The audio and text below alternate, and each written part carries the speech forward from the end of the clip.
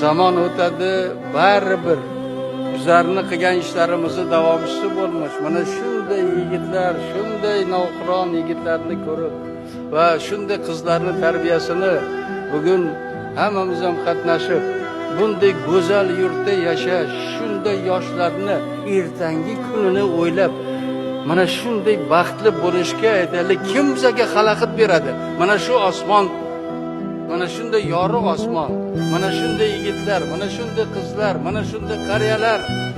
Bu zamonni kim bir vaqtlar havas qilgan edi? Xalqimiz havas qilgandi. Va shunday havasga kim bizlarni yetkazayapti?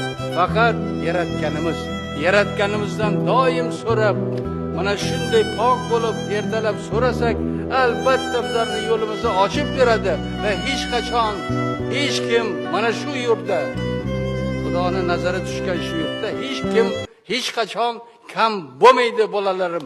Eshitinglar shuni.